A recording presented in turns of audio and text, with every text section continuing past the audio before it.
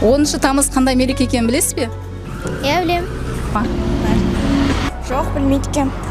Иә, білмейді екенмін. Онда біле жүріңіз, 10 тамыз Абай күні деп белгіленіп жатыр. Алдағы уақытта біз енді жыл сайын Абай Құнанбаевтың күнін арнайылап осылай мерекелейтін боламыз. Абайдың шығармаларын оқып отырасың ба? Енді қыз көз деген өлеңдері бар. Негізі Абай Құнанбаевтың көп өлеңдері есімде. Иә, оқып отырамын. Әсіресе қара сөздерін жақсы көремін.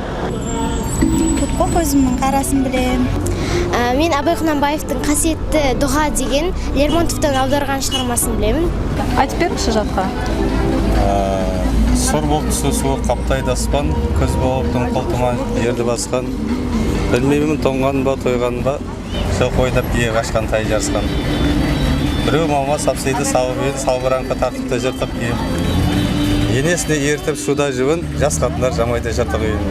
Әсемпаз болма әрнеге, өнерпаз болсан арқалан. Сен де бір кірпіш дүниеге, кетігін тапта бар қалан. Қайрат пен ақыл жолта бар, қашқанға да қуғанға. Әділет шапқат кімде бар, сол жарасар туғанға. Бастапқы екеу соңғысы, біте қалса қазаққа. Алдың жалын артыңыз, сол жарасар туғанға. Пайданы көрсең бас ұрып, мақтанды іздеп қайғалма. Мініңді ұрлап жасырып, майданға түспей бәйге алма. Абай Құнанбайұлы 18-ші қара сөзі. Адам баласы жыртықсыз, кірсіз, сипайы киініп, һәм ол киімін былғап, ұлжыратып кимей таза кимек. Дұрыс іс, ләкин өз дәулетінен артық киінбек. Не киімі артық болмаса да, көңіліне қуат тұтып, тым айналдырмақ кербездің ісі. Көзімнің қарасы, көңілімнің санасы, бітпейді іштегі ғашықтық жарасы, бітпейді іштегі ғашықтық жарасы. Өмірден тепкі жесем жазығым жоқ, еш нәрсеге көңілім болмаса тоқ.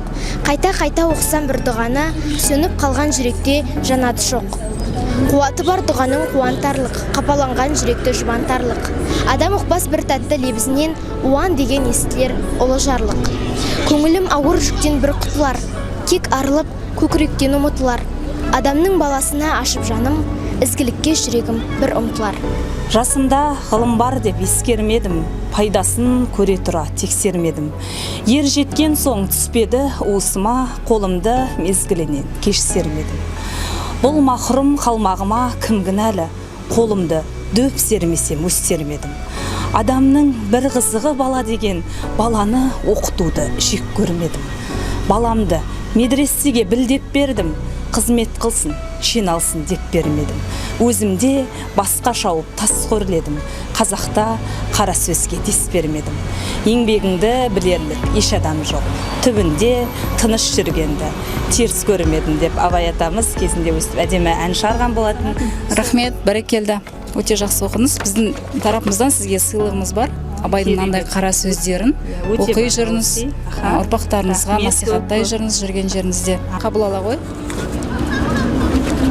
Міне осылай әрдайым Абайды насихаттап жүрген жеріңде өлеңін оқып жүре бер. Осы Абайды насихаттау жолында әрдайым өз қатарлы замандастарыңа үлгі болып жүре бер. Абайдың қара сөздерін жақсы көреді екенсің. Қара сөздерін оқи жүр, осында Абайдың шығармаларын жүрген жерінде өз замандастарыңа насихаттай жүр. Мереке құтты болсын. Рахмет.